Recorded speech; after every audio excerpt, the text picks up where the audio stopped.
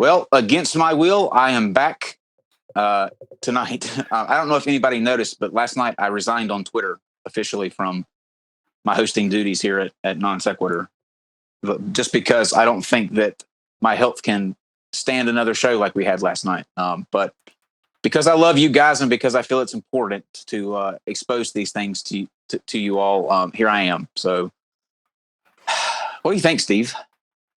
The health risk you put yourself through just for the entertainment of others. It's the sacrifices you make. This is why I worry about you, because you seem to enjoy it way too much. You seem to enjoy it way too much. I do it in a way, but I've suffered my own ramifications from doing things like this. Again, this used to be dark. So what does that tell you? Good point. Now listen, you guys will never see me with white hair. If I have to start dyeing it, I will start dyeing it, but I refuse to submit to the gray hair, Steve. Arn on his Facebook page said I look like Moses. You do look like Moses. Hey. Well, Thanks, welcome Arn. everybody. You're watching Non-Sequitur. I'm Kyle Curtis. We are always joined by Steve McRae. Dave is in the back producing, and we have a full house of the complete opposite from what you saw last night. So on the spectrum, go as far right as you possibly can. Not politically, but on the, how can I say this without being too mean, Steve? On the intellect scale, on the brain scale. Keep going. But Dr. Stephen DiMattei hopefully will be joining us.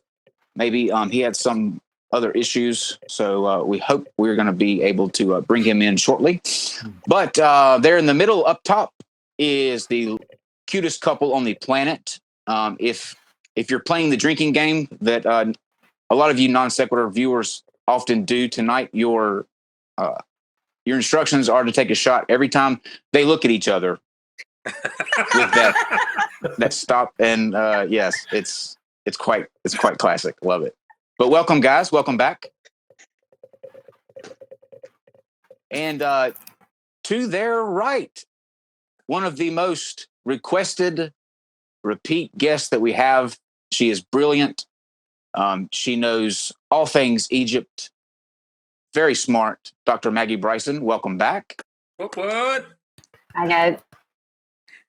Damn it. And here in between Steve and Kyle in the danger zone is who the center of attention will actually be on tonight. That is Bernard Lamborelle. Welcome back, sir. Hey, thank you. Hi, guys. Hello, everyone. Actually, I had a question for Steve. Last time I was on the show, Steve was asking if he did exist or not. I'm wondering if Dave actually exists. We've never seen him. Oh, that's a good point. You know what? I don't even know if Dave exists. Yeah, I've never seen Dave. I just know that there's a voice. He's the voice of God. I guess. He really is. When you hear his voice during the show, that means that something either terribly bad has happened or something very epic has happened. And either way, your heart starts beating a little quicker when he speaks. So you guys out there can't hear him. So if you ever see me or Steve's face just drop, that's because the God of Non-Sequitur is speaking. So he may exist. I don't know. When I can't hear him, you know shit has totally gone wrong. Yeah, he's lost it before on here. Yeah, it's funny, but yeah, Bernard, I'm going to tell you that I secretly am pulling for you tonight. I'm hoping that that there is something to this because it's so cool and interesting. And of all I'll go into in just a second the points leading up to this and why it sticks out for me and Steve. But before we do that, as always, let's look ahead at what we've got coming up during the week, beginning with tomorrow. Mark Seidel is he's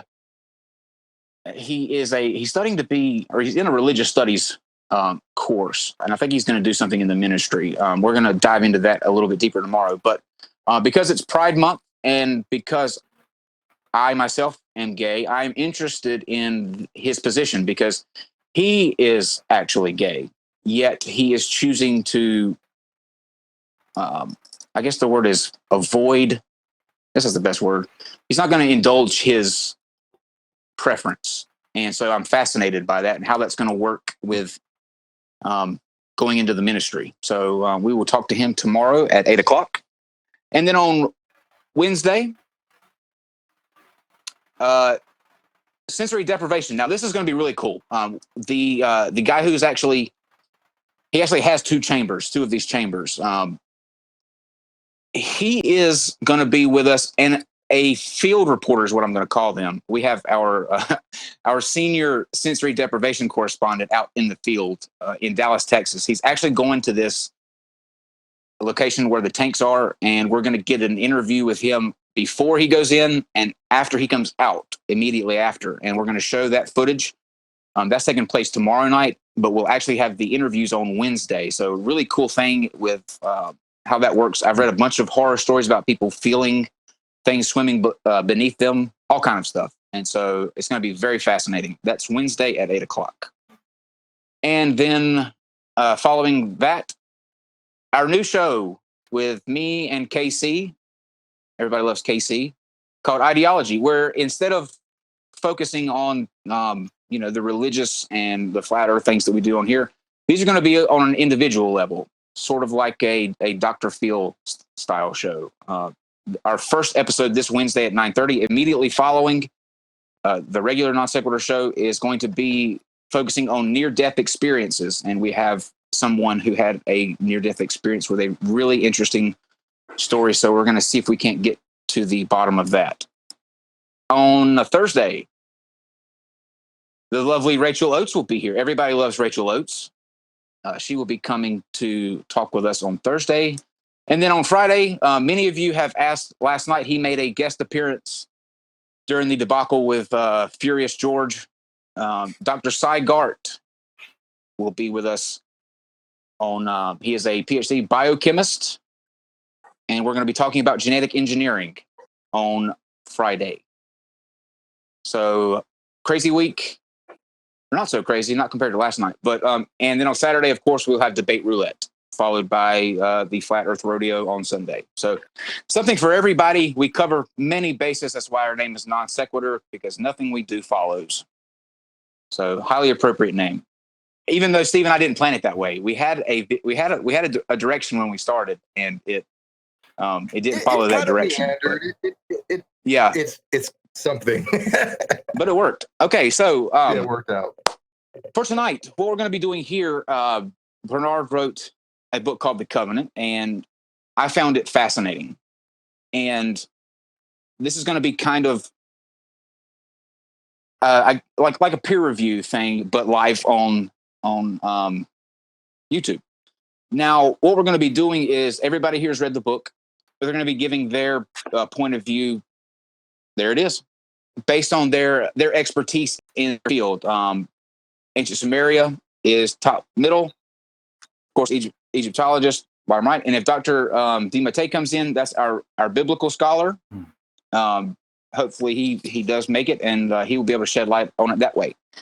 Now, the reason that this takes a special place in my heart, anyway, is because before Bernard came on the first time, Steve and I was invited to this Godless Iowan holds a thing on Saturdays where he brings in an atheist and they do like a Bible study. So Steve and I were scheduled for this Saturday to go in, and what we do is he picks out a random chapter, we read the chapter, and then we give our thoughts on it from a secular standpoint. So instead of it being, Christians doing a Bible study, it's atheists doing it, but using their worldview to kind of see how it applies today. Now, oddly enough, that Saturday, that chapter that he picked out was on Sarah, and it tied in perfectly with Bernard's book. So then Bernard came on and started, saying how the path could have deviated that way. And I was like, oh my gosh, this is crazy. Like, this lines up with it perfectly. But on top of that, that Saturday, or that following Saturday, we had Dr. Stephen DiMattei here. And what we do with him is we don't tell him, like, this is where we want to go with your versus. Well, actually, Steve, was this after Bernard came on or before? I think it was a Saturday before, wasn't it? I don't, dude. It's one blur. I barely know what we did yesterday. Yeah, it's the Saturday before because it didn't hit me until Bernard came on. But that next Saturday after the Godless Eye one, Dr. DiMattei came on, and the list of things he had chosen to talk about as far as contradictions in the Bible was concerned was the covenant. And usually he does about 7 or 8 different things. But he said, I think this is so important that I want to spend the entire thing on, did he not, Steve? On the covenant. Yeah, it was a little weird, little synchronicity there going on or something. Yeah. So when Spooky. Bernard came on and started, going in depth about where the book kind of comes from, I was sitting here going, this is crazy stuff. Like this cannot be happening. So of course, my mind's instantly going to, this is absolutely true. It has to be. All the signs point to yes. But then again, I am not an expert. So that's why we brought in actual experts who can shed more light onto this. And we're going to get to their thoughts here in just a second. But I figure, Bernard, this would be a good time for you to introduce yourself and then give us a synopsis of the book for people who just may be tuning in for the first time tonight so that they can kind of be on the same page. Sure. Well, maybe first I'd like to thank Dr. Bowen and Megan and Dr. Bryson for taking the time to come and share their thoughts, regardless of the outcome, because I have no idea what your take is going to be on my work, but and I'm obviously a little nervous about doing this live, but this is pretty significant for me. And, I know many people look at my work and have no idea if this makes any sense. Actually, most people think it doesn't make any sense. So just getting your thoughts as to whether or not you felt there was something of value in there, is something that I'm very thankful for. As for the work itself, well, what I'm trying to do in the covenant is to offer an alternative interpretation of the story of Abraham. And what I'm arguing for is that the covenant actually took place. So against what scholars think, scholars believe that the story of Abraham is a myth and has no historical ground, I'm trying to argue that the story actually has a historical background that dates from the Bronze Age, but that it was actually a secular covenant that was made between Abraham and a Mesopotamian king with the objective of essentially controlling the Valley of Siddim, which was a trade corridor between Egypt and Mesopotamia. And so, in a nutshell, that's the premise of the work, and I'm trying to offer the arguments that I've been able to come up with, and I'm here to basically hear back from our experts here to figure what they thought of this work, if it's completely lunatic or if there's any value. And what's interesting too, to add to my already going conspiracy, is that we do have 2 experts that we're, the show is really good friends with. I mean, because we have them on all the time.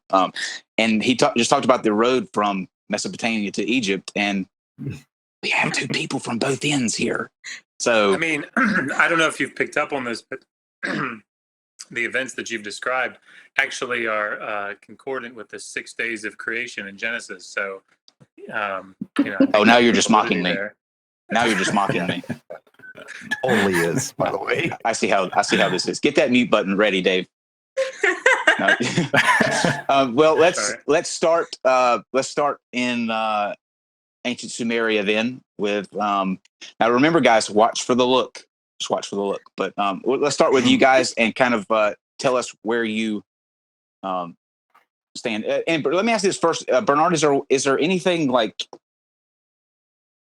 trying to think of the best way, instead of just, do you want to open it up, or do you want to like start it on a specific point in your book and see what the thoughts were on that, or you just want to kind of let them give an overall basis of what they thought and then kind of stem from that?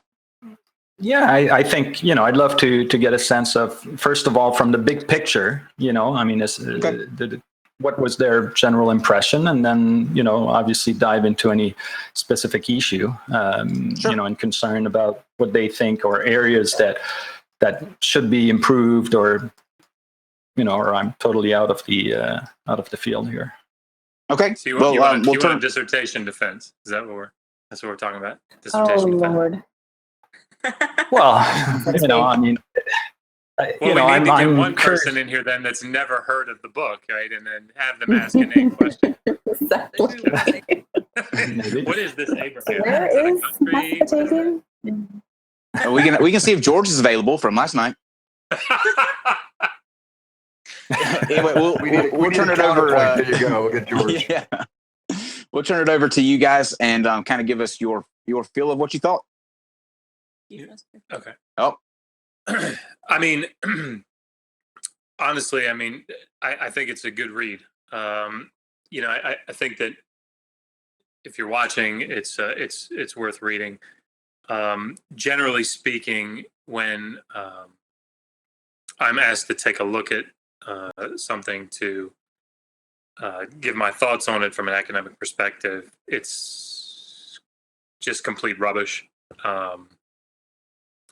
And I mean, Bernard, I don't agree, but you've put a lot of effort into it, and I mean, I think that's you've clearly. It's very well researched, and that does come through in the writing. Yeah. I mean, there. So I want to say some good things about it. Sorry, that was very transparent. I didn't mean it that way. No, but I do think that it's nice to look down and see that you cite Mark van der Merap, for example, as opposed to a Google search or something. So I mean, I think that was comforting. And honestly, it was a little frustrating because I was somewhat pressed for time when Kyle initially asked me to look at it, and I was hoping that I was going to see website citations and then go, okay, this is nonsense. You don't have to worry about reading it. But then when you were actually citing real people, I was like, damn it. All right, I have to actually read this thing. So thanks a lot, I guess. Thanks.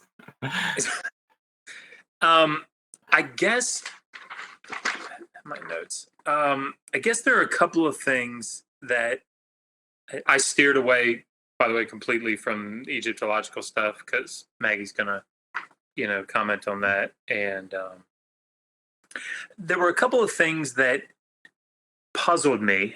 And so if you want, we can just kind of go down through them, or we can do one and then Maggie can talk about hers, or you can talk about yours, or I don't know. You guys tell me. So the first thing that stood out to me is this. There's a section where you talk about raising the hand. So let me, for the listeners, and Bernard, if you think I'm misrepresenting what you say, please tell me. Sure. But Abram, has separated from Lot there in Genesis, and Lot is down in Sodom, and these kings from the east band together. They come over, and Lot, they capture, amongst other things, they capture Lot and start to go away with him. Abram takes 300 people, I think 300 of his servants or soldiers or whatever, and goes off and defeats them, this coalition, and then brings Lot and other things back. And when he's talking to the king of Sodom about this battle that he's just fought, you say, Abram is telling the king of Sodom that he raised his army against the powerful Yahweh and has therefore put them in a precarious position in order to save the people of Sodom. And this act of bravery justifies paying tribute, page 69. So what you seem to be arguing in the book in general is that Yahweh represents Hammurabi. Is that my? Yes. Okay. Mm-hmm. So when he comes back and he says, I have lifted my hand up to Yahweh, that has to mean that he's fought against Hammurabi. Mm-hmm. Mm-hmm. And I struggle with that because of the previous two verses. Well, two things. One, you're right, to lift the hand in the Hebrew text there, it uses room as the verbal base, as opposed to nasa, which is the more typical lift up. It puts it in the Hiphil form, which you cite perfectly. And so with lifting the hand, it can mean, and there are plenty of instances where you're absolutely right. It can mean to fight against somebody, which makes sense, right? You lift the hand to strike against somebody. But maybe not just as often, but certainly many times in Ezekiel, the phrase means to swear an oath, right? Or to to swear to something, and which seems to be the sense in the passage. But the bigger issue that I have, sorry, I don't want to go too far here or whatever, but the bigger issue that I have is the passage itself. So I can read it, but I kind of summarized it in Genesis 14, 19, and 20. So just before this, because we're talking about Genesis 14, 22, Abram says that El Elyon, it might be Melchizedek that says it, but El Elyon has blessed Abram, that El Elyon is the possessor of heaven and earth. Very specific Hebrew phrase. Then in verse 20, it says El Elyon gave Abram's enemies into his hand. So the God, the El Elyon is the high God, the most high God, has blessed Abram.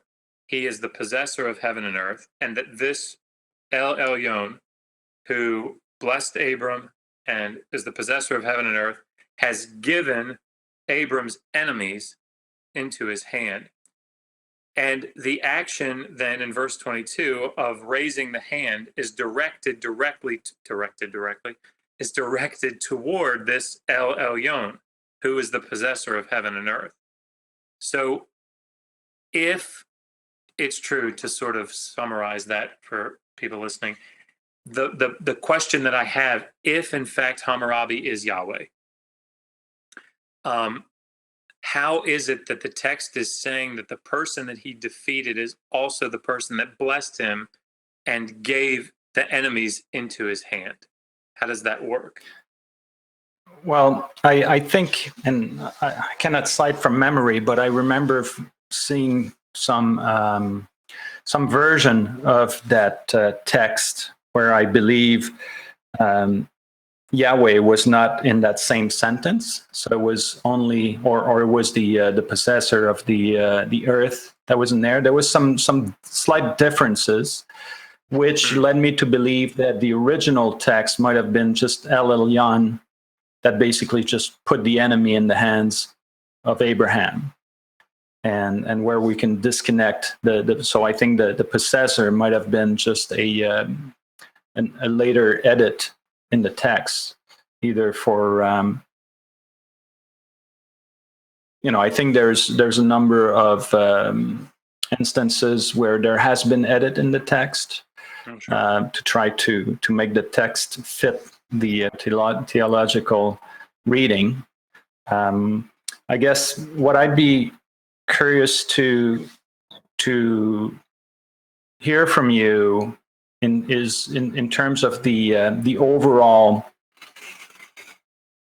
idea that a Bronze Age covenant of the sort could have taken place in this location. I personally haven't found, and I explained that in the book, I haven't found any evidence that Hammurabi could have extended his power all the way to the Levant. And I also mentioned in the text that for me, Hammurabi seems to be the most likely figure, but I do not believe that it has to be that way.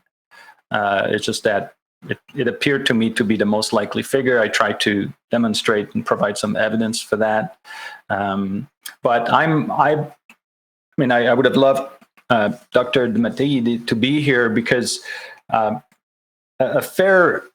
a significant portion of my argument that I try to offer is based on the fact that, Genesis 14, which is, as you cited, the section where the 4 eastern kings come and subdue the people of Sodom, happens just before Genesis 15, which is the first covenant. And then, soon after, we hear that in Genesis 19, God wants to destroy the city of Sodom.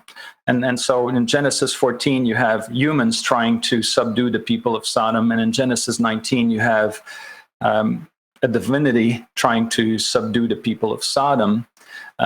Yet, my argument in terms of exegesis is that there's a anthropomorphic figure in the text. And when you dissociate that anthropomorphic figure, you can kind of get a sense that it's the same. It's easier to make the connection between the two. And Bernard, let me say this: yeah. if Dr. DiMattei doesn't wind up making it here, then we'll do one with him also. So we'll still get him eventually on the day that he can to. So that way you get your questions answered on that front. Okay. But let's switch over real quickly to Dr. Bryson, so we can get her overall take, and then Bernard, you can bring up your and then I'm okay. Megan, obviously. Sorry, Megan. My mind's still scatterbrained from last night. I'm still loopy. You're in shock. It's absolutely fine. Still, yes. But we'll go to Dr. Bryson and then Megan, and then Bernard, you can ask your individual questions. So, Dr. Bryson. Hi, Bernard. It's nice to meet you in person, so to speak. I'll do like Josh did and start by telling you what I found to be of value about the book, because I think it's clear that you've done a lot of research. And I have a lot of respect for the kind of mental work that it takes to go through these issues, right? To see these kinds of connections, to try and piece together these complicated issues of chronology and a lot of very specific, very sort of technical problems, how to sort of take those things and bring them together into a narrative that has a broader meaning. So I have a lot of respect for that kind of project. And the issues that you're engaged with, right? The issues of kingship, of the chronology of Egypt and the Bronze Age Near East are things that I am very interested in myself. So I enjoyed reading the book. Like Josh, I take issue with some of the specifics, some of the things that some of the sort of data points that you use to construct your argument. I think there are an enormous number of them. And I think that you could probably write an article on almost every single data point, right, that you that you bring to bear on your narrative, right? I could go through your book and I could pick each page and I could say, all right, well, here's a scholarly article that you need to write, and here's one that needs to be written. Here's one that we could debate each sort of page, for half an hour at a time and still be going, because there are so many sort of facts and issues that have to be dealt with in order to sort of assess the validity of your overall argument, if that makes sense. And I, like Josh, didn't skip over, right, but I didn't engage with a large amount of material. I'm not qualified to deal with the Semitic linguistics. I'm not qualified to deal with the Mesopotamian history, except in a very superficial way. And so I kind of focused on the Egyptian material. So with all that said, let's see. My sort of take on your project is that the greatest weakness that I can find is how vulnerable a lot of the specific points you bring up are. For instance, you're going at it in a very, I don't know if literalist is the right word to use, but you're kind of going at it in a literal way, right? Your contention is that Abraham was a literal historical figure, that Joseph, that Jacob were literal historical figures, and that we should seek evidence of them in historical documentation. And I can't think of an Egyptologist who would take that contention particularly seriously, not because it's a ridiculous suggestion, right? Like, I think that anybody with the intelligence to make connections and see patterns is going to look for things like this, right? But because there are so many alternative explanations that have to be approached before you can kind of weed it down to a literal story here, a sort of narrative history in the classic sense. For instance, the Thera eruption, right? You have a very specific timeline for the presence of these patriarchs in Egypt. And you know as well as I do, right, that the Thera eruption is something that is still being actively debated. The chronology of the Thera eruption is hardly set. You give that 1645 BC date, even though I think if I understand correctly, right, like people like Manning and others are saying really what we're looking at is a window from like 1630 to 1600 in the most realistic sense. And then there are still people who probably would try to push that even later, although I'm not familiar with their work. So, and then when it comes to the importance of the Thera eruption as an event in the Egyptian cultural consciousness, a lot of the evidence for that, which you don't have, I think, the space to discuss in your book. It's not that I'm sure that you're aware of all of these debates, right? You must have, you're like me, right? You've engaged with this and sort of struggled with it, right? But you know as well as I do, right, that the Tempest Stela doesn't necessarily describe the fallout from the Thera eruption. You know as well as I do, right, that weather conditions in Egypt, right, all of these sort of references to weather, all of these descriptive passages where people are having dreams and omens are coming up and everything. I mean, there are big storms in Egypt. People lose their lives in flash floods in Egypt all the time, right? There was a flood in the Valley of the Kings or there may have been, right? There's an hydrologist that's proposed that there was a flood in the Valley of the Kings not long after Tutankhamun was buried that left 3 feet of debris, right, throughout the valley. And the Tempest Stela talks about, right, burials being covered and disrupted. So there's more to this than just the Thera narrative, and fixing dates on that basis seems to me to be very dicey at best. How would you respond to that?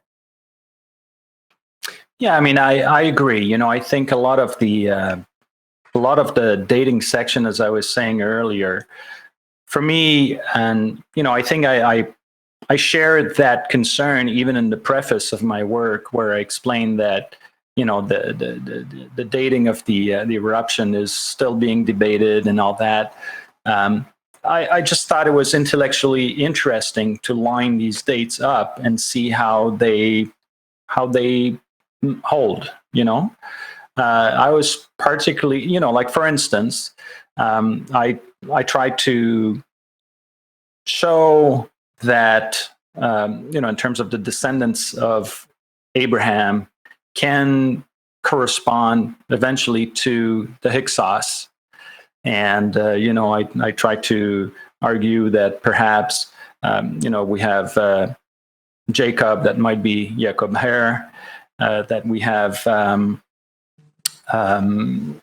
the descendants of Jacob, Joseph being Hyan Seth, that his son, Yanesi, never inherited, just like in the Bible, Manasseh doesn't inherit. And just kind of line up I just tried to see if the date could even fit, and it seemed to want to fit. But again, for me, the bulk of the work, or the essence, the nut of the work has to be around the text in terms and the idea that this text should be read as a secular text as opposed to a religious text, that the idea of a secular covenant taking place during the Bronze Age is a realistic proposition, that it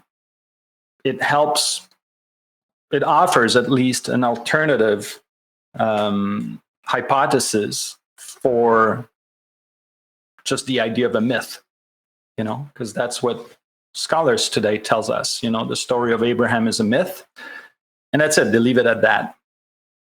And they have a hard time explaining, well, how did we go from Baalism to Yahwism?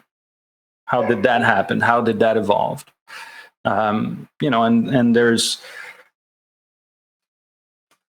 what I've been trying to do is just kind of find, and I agree with you, it's very tenuous. I mean, somebody suggested a couple of years ago that,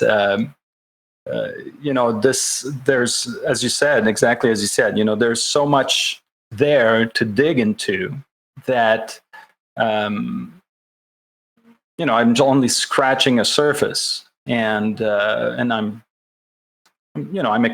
also trying to put that in the preface that, people should not take this book or this idea as factual. It's a hypothesis that needs to be put out there. It needs to be debated. I think it's worth considering.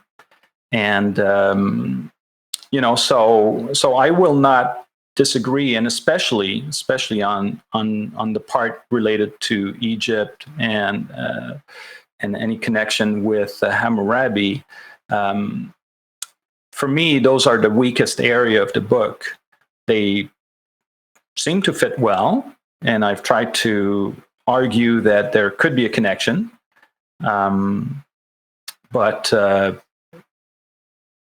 don't know if they completely render the underlying hypothesis that I'm trying to put forth invalid. I guess that's the question. At the end of the day, my whole motivation here is to try to see if there is something that is worth investigating. And because, the reaction I've been getting from a lot of people is just, there's nothing there. And, but is there really nothing there? This is the question, from my perspective. Well, and from a literary and cultural standpoint, you touch on some issues that people do bring up, right? Like this question of what is the relationship between, like, for instance, like Jan Assmann talks about the relationship between the Exodus myth, right? And whatever historical reality might have underlain it, right? Like in sort of from a theoretical perspective. And those kinds of issues I think are very interesting. And your question, right, of what the connection between a political type of interaction and the religious type of interaction might have been, whether there's there's a hard line between those kinds of things in the ancient Near East or not. I think gods do a lot of the same things that people do in the ancient Near East. They travel, they have staffs, they have homes, especially in Egypt. So these are all very important, sort of broadly speaking, important topics, right? And I'll let Megan go ahead and weigh in, but there are a couple of issues that I was wondering if you'd engaged with that we could talk about later, to sort of just get away for a moment from these specifics, where we sort of get into this back and forth of, us demolishing something from the perspective, right, of hardcore Near Eastern history. And that takes us away, right, from your overall project. And because, like I said, I do have a lot of respect for the work that you've done. And I'd like to, it's a fun exercise, right, to go through here and see what can we bring out through a discussion of your work that has value and has merit. So, I'll turn it over to Megan for a while, and then maybe we can come back to Egypt and this question of gods, kings, and people. What's the difference? What does each one do that the other can do, and under what circumstances? Because Egypt's a good place to discuss that particular facet of your overall narrative, if that makes sense. Oh, that'll be good. That's a good idea. But I will say, Bernard, it does take a lot of courage on your part to come here and, listen to, people sort of eviscerate some of your ideas. So, hats off to you for wanting to do that, because most people, I think, would be closed-minded to the possibility of sitting in a hot seat and, letting people, what was that, Dr. Bryson? I was going to say, don't think of it as an evisceration if you can. That's one of the worst, like as a graduate student or recent graduate student, right? If you get into this habit of thinking of things as an evisceration, right? If you get your identity wrapped up in your work, you run the risk of getting discouraged and not going through with projects that are otherwise that could be valuable, right? I don't know if Josh, if you and Megan have found something similar, right? But these issues, right? These sort of matters of fact that can be debated need to be debated openly. We need to be honest with each other. We need to bring them out into the open and just go at it. If you were wrong about something, if I was wrong about something, fair enough. Let's get the facts straight. Let's work together to get the facts straight as much as we can. Yeah, particularly in this context. See why we love them so much?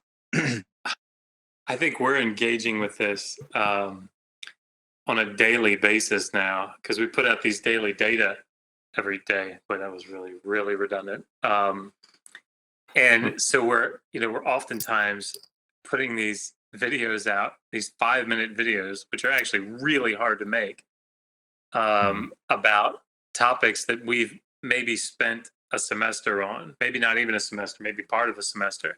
Like I did a daily data about Babylonian oracle questions. I've read 5 or 6 of them, and I've read his book, but it's like to sum it all up into one 5-minute video what I find is that I scrutinize every word, right? And I think I've got to be as precise as possible because I don't want people to dismiss my work. So, going through that, particularly that defense process, I mean, made me exceptionally cautious about things that I say. But you still have to put a video out every day, right? So with that caution, I have to balance, that bravery to say I've done my research, I've done my work, and I think it's a good thing to balance to take that step like you're doing, put something like this out, and say, hey, yeah, I might be wrong, but you know what? This might be, maybe this is not the right hypothesis, but maybe it gets us going toward the right hypothesis. And that might sound discouraging, but really, I mean, I think it can be a very positive thing, because let's say for the sake of argument, and I'm not saying this, but let's say that you're completely wrong in everything that you've said. All of the research that you've done has laid this groundwork for you to then come back and say, well, now, wait a minute. I can now see other connections because I've had to read this vast corpus of stuff. Now I can focus in on one thing or two things and I can make those connections. And I think this is actually really, really healthy. And kudos, seriously, this is tough. And I really like you. So I think that maybe helped. Okay. Let's hear from Megan and hear her thoughts. Which, by the way, Steve, maybe that's our problem, that we don't scrutinize enough and we just throw caution to the wind. Maybe that's why we run into some of the things. Totally we do. like that. Yeah, I don't. Okay, go ahead, Megan. I think just to echo what Josh and Maggie said, it's incredibly well researched. Sorry, my cat is trying to make friends with the book. It's incredibly well researched, and there is just so much in there, and it's a fascinating hypothesis. It really is, and I'm not surprised you've got some kickback from it, because you're right. There's a very set way for scholars to view biblical books, and you are kind of taking a very brave step well outside the accepted canon of scholarship, which is difficult. And it's interesting, even, I don't know if you're right, I don't know if you're wrong, but it's very interesting to think about, and it's very interesting to talk about. And I mean, there's a lot there to think about. The Middle Bronze is a time of huge turmoil, and you have kings making these covenants with each other, swearing oaths to each other, and then saying, well, screw you, I'm going to keep your soldiers and then go and attack these people over here, and you just have to deal with it. I do wonder about the specific time period you've settled on, simply because the reign of Hammurabi is extraordinarily well documented. We have so many letters and so much information about the political situation of the time. We know who the major alliances were. We know who most of the minor alliances were. You can see the power play between the east and southern Mesopotamia, and then up west in Mari. You can see that really, really clearly in the evidence that has been uncovered, which gives me pause for thought with you settling on Hammurabi as a potential king that Abraham made this covenant with. And the other thing that really jumped out to me was your use of the sexagesimal system. And I would like to talk to you about that and just get a fuller understanding of how you think Mesopotamian dating works. Because the way I understand it, if I have 100 bananas and I work on this, my brain works in the sexagesimal system, and Josh works in the decimal system, and I give him my 100 bananas, it's still 100 bananas, regardless of what numbering system we're using. And Mesopotamia used, I mean, it kind of shifts here and there through a 3,000-year history, but Mesopotamia used a lunar calendar with 12 months of 29 to 31 days, and then an intercalculary month when necessary. So I don't think I either fully understand or fully agree with the mathematics you do to line the biblical dating up with the Mesopotamian, the specific Mesopotamian dates. So I would like to hear about that. Okay. Do we want to hear about that now, or? Sure. Yeah. Let's go ahead. Let's go ahead and discuss Okay. that, and then we'll go into what Dr. Bryson wanted to touch on there. But yeah, you can go ahead and speak to that. Okay. Well, I guess I first of all, Megan, I totally agree with you that 100 bananas would be 100 banana, and just like 100 years would be 100 years. I believe that the conversion error came at the time when probably I'm suspecting Nabonidus found, for instance, there's this, I found 2 tablets. One is cited in the book, which is the tablet from Nabonidus, which, mentions Burney Buriash having lived 700 years after Hammurabi. And I found another one, which is that basically is the son of Nebuchadnezzar, I believe, who stated that King Gulkishar lived approximately 700, like 696 years before him. And in terms of the easiest way I find to, and both of these tablets, which are totally off, if you look at Burney Buriash and Hammurabi, it's really 400 and some years in between, not 700. And same thing with Gulkishar and Nebuchadnezzar. And both of these, if you multiply by 0.6, which is the multiplier that I'm suggesting, gets you right on the zone. I believe the origin of the mistake comes from the fact that when you convert, if you're converting, let's say I gave this example, I believe, to Kyle last time. If I tell you, okay, your watch is based on 60 minutes, and my watch is based on 100 minutes, and I tell you, let's meet in a quarter of an hour, then on your watch, it's going to be 15 minutes. On my watch, it's going to be 25 minutes. And I believe that the conversion error happened because whoever made the conversion was thinking in terms of fraction, was not thinking in terms of integers. Can I ask why do you think the conversion being made? Why what? Sorry? Why do you think there's a conversion being made, and what is the conversion from and to? In the biblical text. Right. Well, I believe there was a conversion made because I don't believe Sarah gave birth at 90-year-old, and I think that. Right. And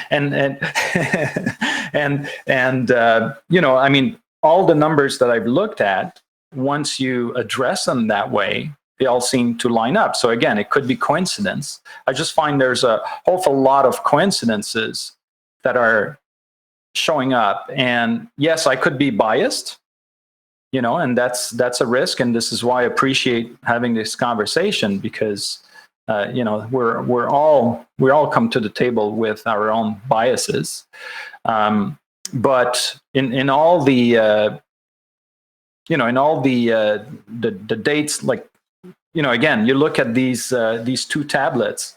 Well, if you multiply them by 0.6, which is the solution to the way you can misconvert, and you get right, you get exactly the right dates. And is it not a simpler and possibly more likely suggestion that these 2 tablets were written by kings or by scribes several hundred years after the fact that they're discussing, and they just don't understand how far in the distant past what they're bringing up was? And they're certainly not the only ones to get dates wrong, thinking back to the past. And I think maybe that's, if I could, that's maybe my wider concern in all of this, is that there's a leap that has to be made. Let's assume on these 2 tablets, let's just assume that it's not a mathematical error that they're making, right? Let's assume that they really are trying to be precise and they really knew the years, but they made this conversion mistake. Side note, I'm not a mathematician, I'm an ancient mathematician, but there are tons of cuneiform texts where there are just mathematical mistakes. Eleanor Robeson, I read an article this morning, Eleanor Robeson had to start off the article by saying, here were the 14 errors that the ancient scribe made. Right, this is what happens. That being said, to then take, if I grant you that they had a decimal system as opposed to a sexagesimal system, then to then make the leap, sorry to call it that, but to make the leap from that to all of the biblical writers in all of their dating systems made this conversion error. There's a big distance between those two data points. Secondly, it doesn't really get us any closer to things like realistic years. And I know that you know about the Sumerian king list, and you have people reigning for 28,800 years. And even there's this argument that from the biblical text, you have these long reigns before the flood, but after the flood, then they get more realistic. Yeah, they get more realistic. They're only 450 years old instead of 969 years old. Which I don't know is more realistic. Secondly, the same sort of thing happens, as you know, in the Sumerian king list. But even then, if you go down through the Sumerian king list, the reigns start to get more normal coming into like the Is and Larsa period. But there are still these spikes where you'll have somebody reigning for a couple hundred years, and you go, no, wait a minute, what's going on here? So I don't think that the solution is so simple. To say that it's a calculation error, because we see it, in Nabonidus' reign in the 6th century with these two tablets, that answers the question to all of the problems that we see in the past. And maybe that's not what you're arguing. That's just how it seemed. So sorry, I've talked a lot. No, not at all. Well, first of all, I think the 400 years is it's not post-Diluvian, so it's pre-Diluvian. After Diluvian, the only date that is still in, as far as I'm talking in the Bible, okay? Not in the Sumerian king list, but in the Bible, I believe, I could be mistaken, but the only date that still seems unrealistic is the death of Abraham, which would be at 175-year-old. That even if you convert that, you're still very high. But for everything else, and I'm providing one example, is for the correlation of Exodus. There's two ways you can calculate Exodus in the Bible, from the Solomon Temple and from the descendants of Abraham. And in both cases, if you use 0.6, like first of all, if you don't use 0.6, the dates do not match. You end up in different places that are totally non-connected. But if you do use the 0.6 multiplier, both dates point to the, within an error margin very small to the Battle of Kadesh. And is that another coincidence or not? Sorry. So. Oh, okay. I don't want to jump back on your thing. So again, I totally agree with you guys that every single one of these arguments doesn't stand on itself. On itself, you can probably dismiss it. But I'm having a hard time convincing myself that the sum of them all is coincidence. The problem, and it could be. The problem I have with that argument is that if you have a lot of little arguments that can be explained in other ways, that just because you have a lot of them, for me at least, doesn't make the whole argument more valid just because of the quantity. I would have liked a couple of stronger, less debatable points, I think is what I'm saying. How you would do that, I have no idea, because like I said, you're a bit of a trailblazer in this particular regard. You're not building on the work of people who've come before you, because what you have is a completely new and different idea. Right. Let's hear from Dr. Bryson. Yeah. I was going to say, anytime you're writing history, the question of how much weight you accord to converging lines of circumstantial evidence becomes a real problem.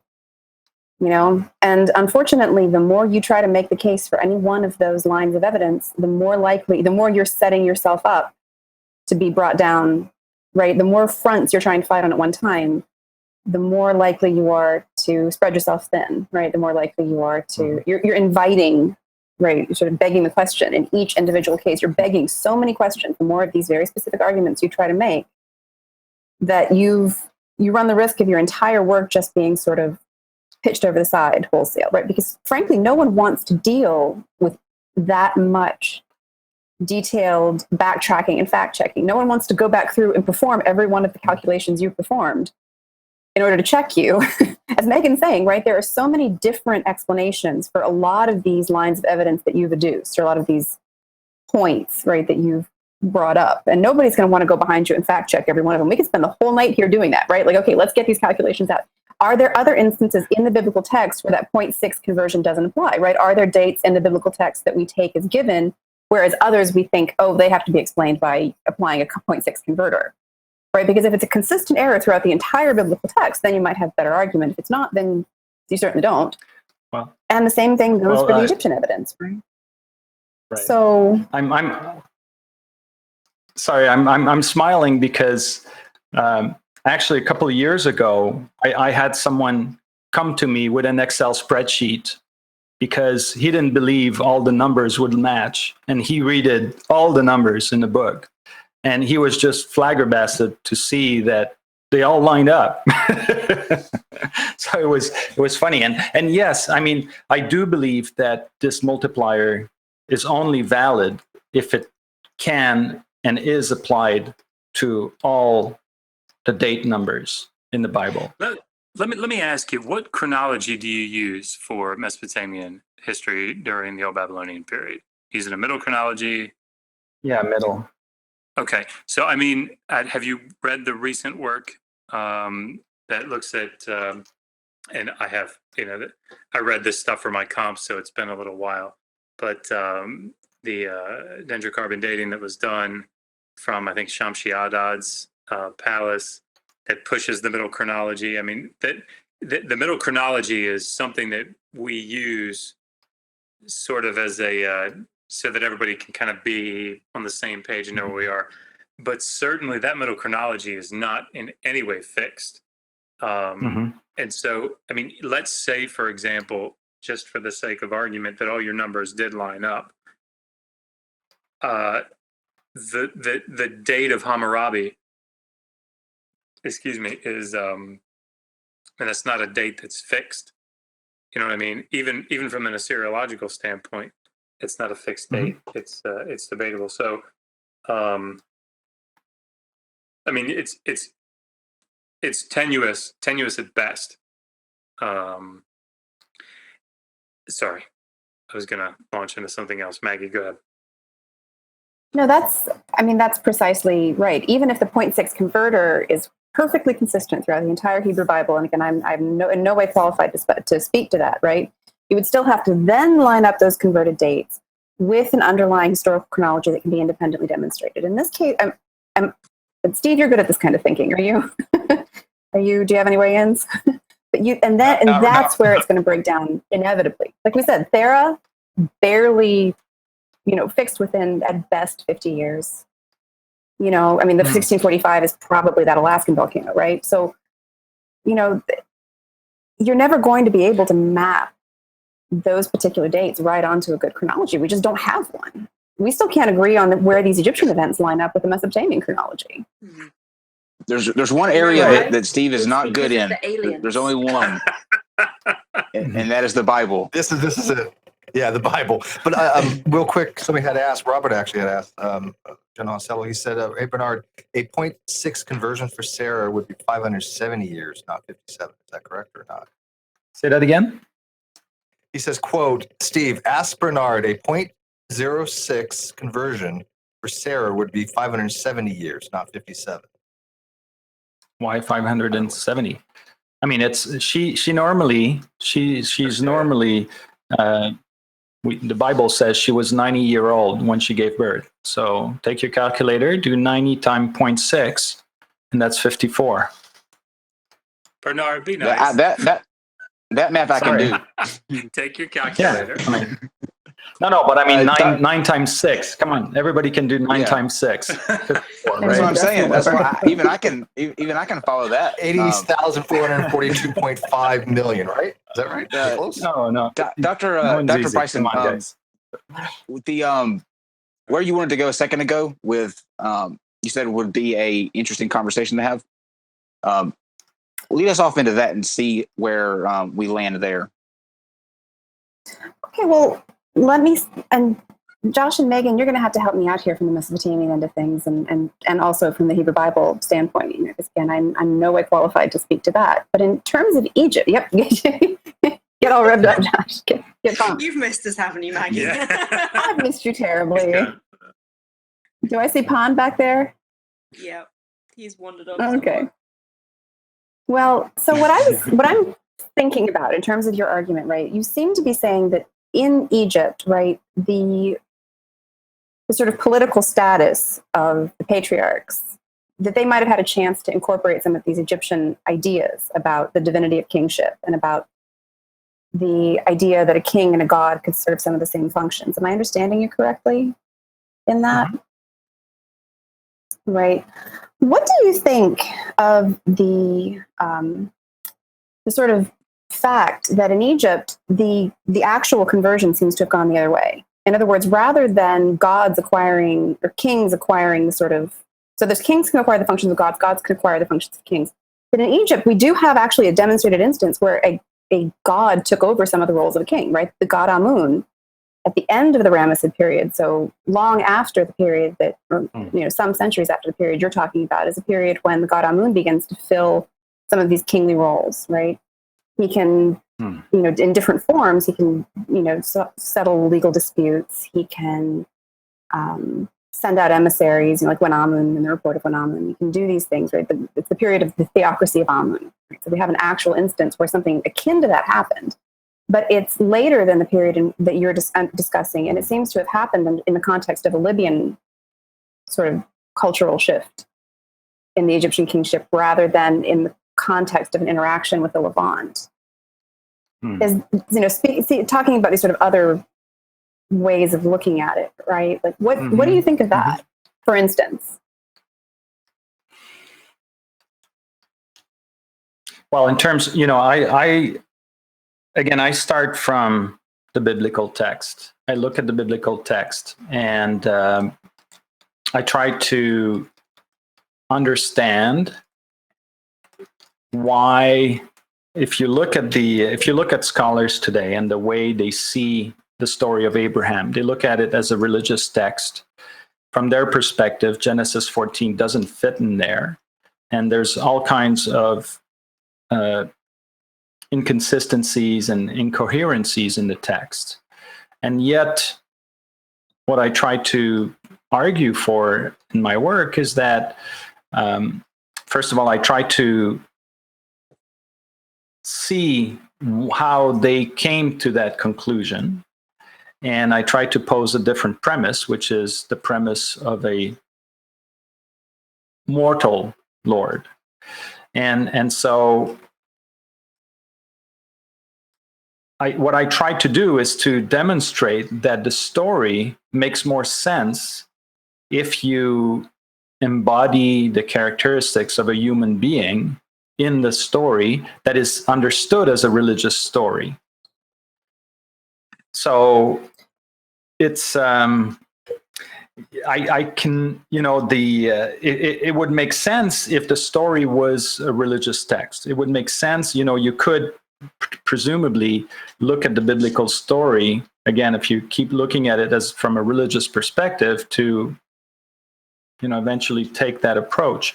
But what I'm arguing in favor for is that the text actually makes more sense when it's an actual human being that is making this covenant, and try to justify why and the motivations behind it.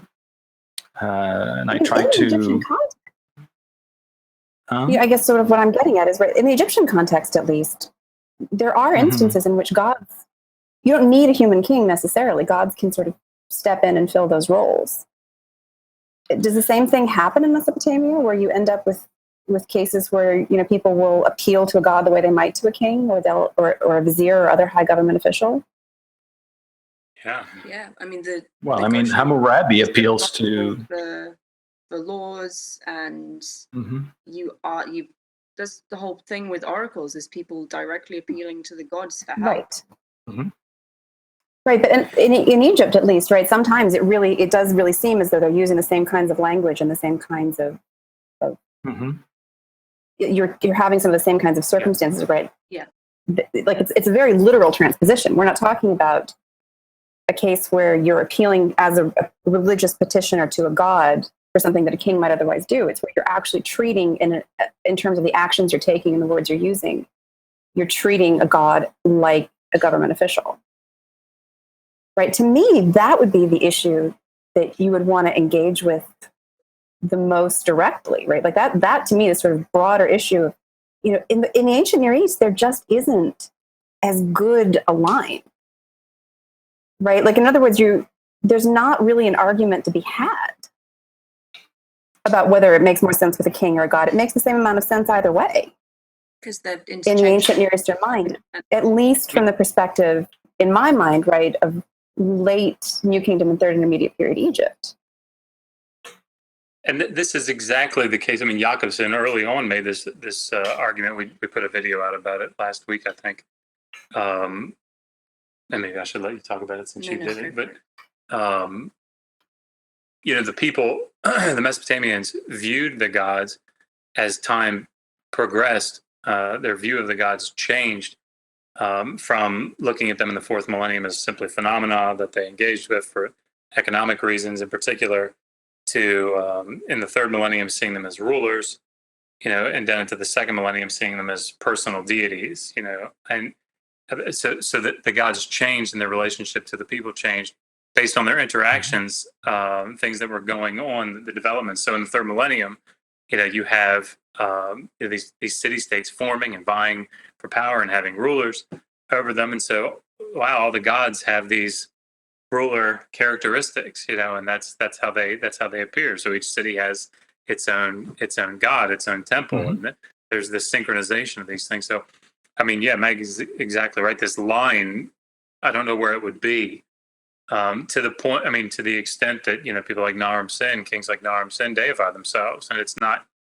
I mean, it's significant as a text that you see the Besetki inscription that has it in there that but it's all the people that are saying, please, deify Naram Sin for doing all these battles on our behalf.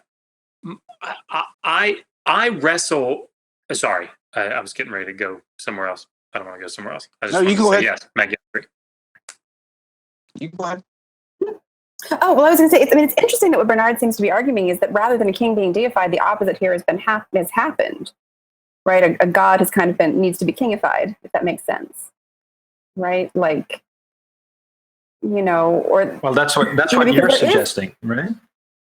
Right, there is a separate cult of Yahweh or El, right? This identity between Hammurabi and the God of Israel would be something that was based on that was only applicable in this one specific circumstance, right? Hammurabi had his own sort of kingship on the one hand, and there was separately a cult of the God of Israel, right? And they come together in this one moment and form this biblical narrative, when it seems almost like the opposite is usually what happens, right? A king has to sort of petition for Godhead, but retains his royal identity so clearly, and like in the Egyptian texts, when kings are deified, they're very clearly deified as kings, right? There is an identity between the king and Horus. The king is the Horus so and so, or he's the Seth so and so, or whatever, right? But he still has a very strong documentary presence as that king, right? That's how he's typically remembered. And kings have divine cults under their own names, right? So you'll have like, you know, Ramses, ruler of rulers, or Ramses, Ray of the rulers, or something like that, right? So it's very much that, like, it's interesting that your perspective is that the identity of Hammurabi would have been completely lost in this process too, right? In a world where I can't see when necessarily in the Egyptian mind, at least, where that necessity would have existed. And to sort of push a little further on that point, everything is lost about Hammurabi being a human and is subsumed in it being Yahweh, but everything else is historically maintained somehow. Like the years are precise in your understanding, right? They Right. remembered the years, but he's not a king anymore. He's a god. That, you know, all the details of the story are absolutely precise, except it's not a person anymore. It's a god. That's to lose the essence of this, it being a human, but to remember exactly how many years it was seems really antithetical to me. To remember all the details, but he's not a king. That's strange to me. It jumped out at me as being strange.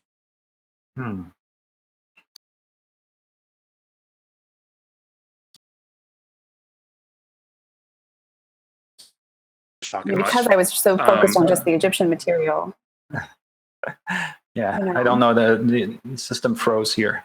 The only 2 points I'd like to make here one was regarding the chronologies and the lack of precision in terms of the middle chronology or what. Actually, most of the math remains valid, even if the chronology shifts, because it's relative to the Right. reign of Hammurabi. I mean, other than the Santorini explosion, you know, that would eventually have to be fixed, but everything else could kind of move. The relative chronology as opposed to the absolute yeah. chronology is movable. Yeah. Regarding the idea of the name disappearing, I find that's pretty tenuous, but in Genesis 14, there's mention of Hamor, the covenant with Hamor in Shechem, and with the father of Hamor.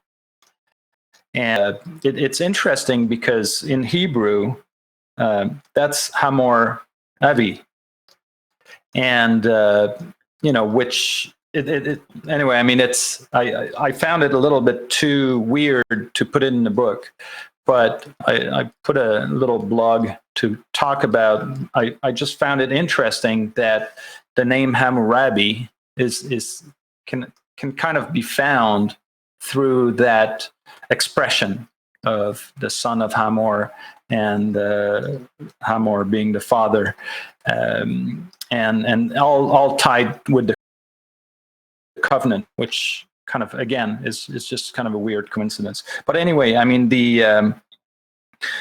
I think that I'll have to take another look, considering the idea of eventually a God. I just can't see how, given what happens in the text and all that. But I'll definitely do the exercise of taking a look at it from the perspective of a God assuming human functions. Right. Okay, let me ask a question, if I can, to you guys, Digital Hammurabi and Dr. Bryson. If you take out the name Hammurabi and the lineup of the date, could there be any? Could there be like a case to be built on those facts? Let's say it's not Hammurabi; it's somebody else. It's a different king. Could that hold up in itself without that detail? So this is where I wanted to go. I have a problem with sort of the internal logic of the premise. So I'm going to try to say it back to you, and please correct me if what I'm saying is wrong, Bernard. So it sounds like what you're saying is that this coalition is the word that I'm looking for, of kings comes over, fights, takes Lot. Abram goes over, fights, defeats them, comes back, and whoever the king is, let's not make it Hammurabi, let's say whoever it is. Jimmy the king. Jimmy. I like that, actually. That who's just been defeated says, that guy's pretty strong over there. I need to go over and make him a vassal. Have him kind of take care of Canaan for me. So he goes over, and Abram says, yep, I swear the oath to you. Okay. The internal logic of that is weird for me. So Abram, the story is kind of fantastic in and of itself. Yeah, I mean, Abram with 300 people goes and defeats a coalition of 4 kings that is supposed to be Elam,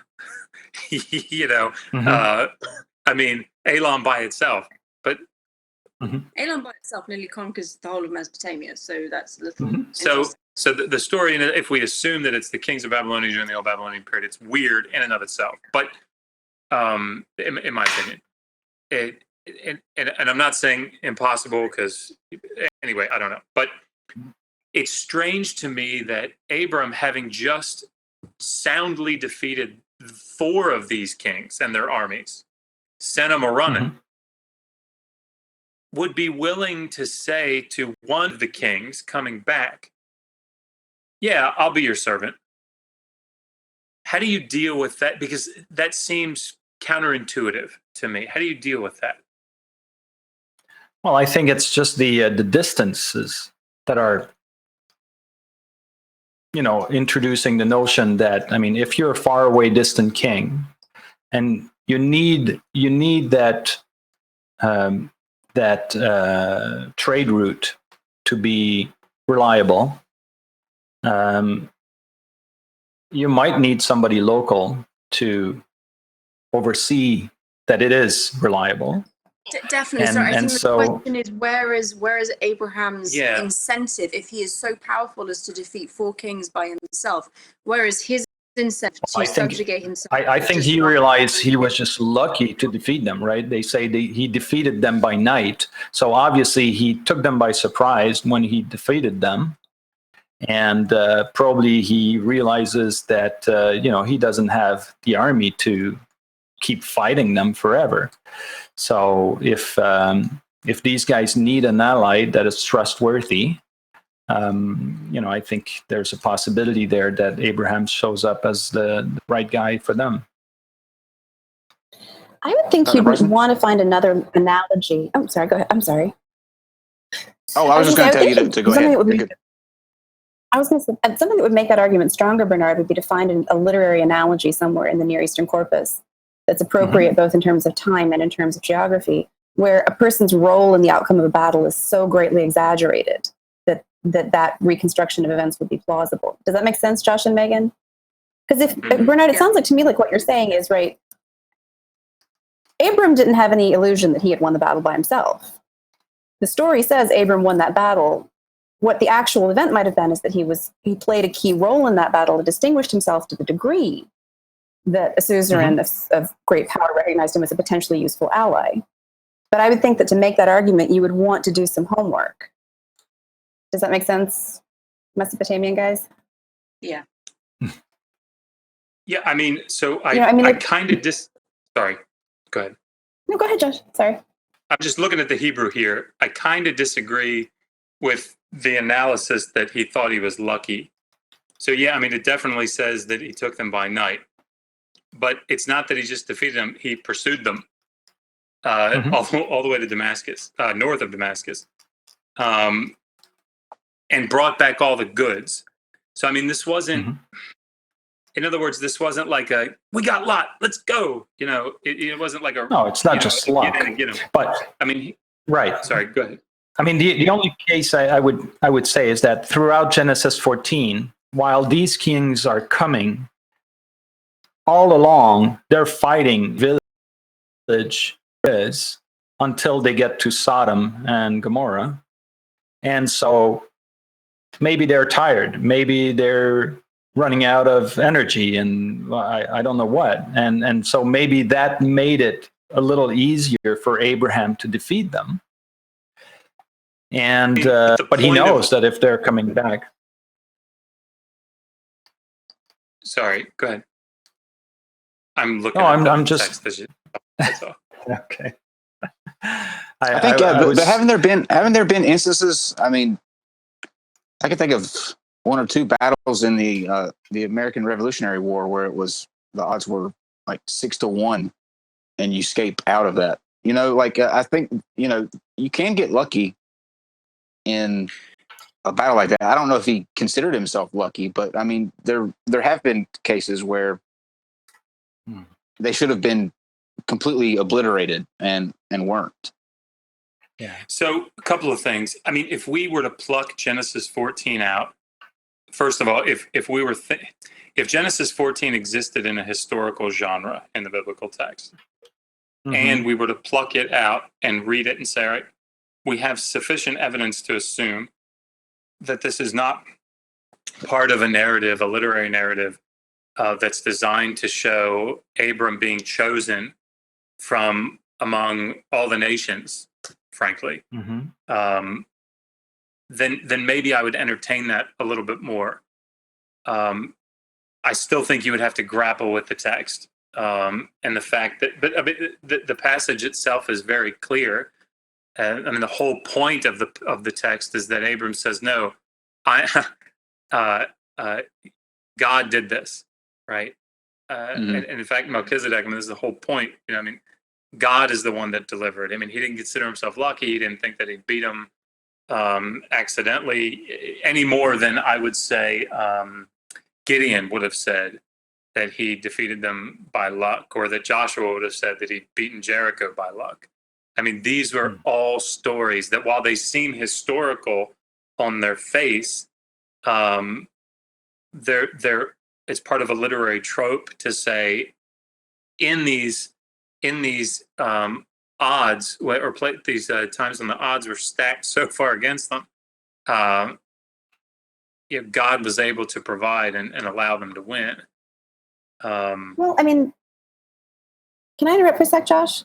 Please. I'm thinking about we talked about the Battle of Kadesh earlier, and I'm thinking about the Kadesh battle narrative here, right?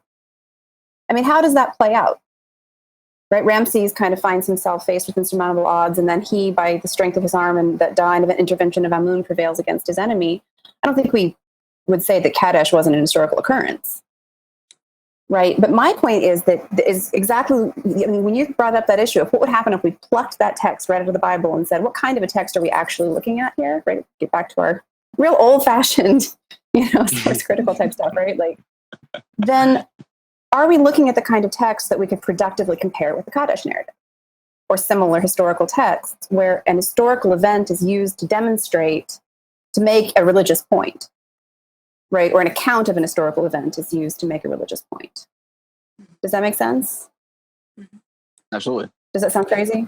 Now, when you say to make a religious point, are you referring to El Elyon here? Just basically that right, he put the... Because if I'm hearing Josh right, what I'm hearing him point out is that what's going on here is that Abram's election, the fact that Abram is worthy of being the patriarch of this one great people, of the greatest God of all, is really the core of that text. It's not necessarily even meant to tell an historical story. Am I right here, Josh? That is correct. That, in my opinion. Okay. Yes. Right. And you certainly have a lot more. You're the one to listen to on this for me. When I think about these texts, right, where you might get into, like the Battle of Kadesh narrative, right? One of the points of that text is that Ramses is particularly favored by the god Amun, right? It's still an historical text in a sense, right?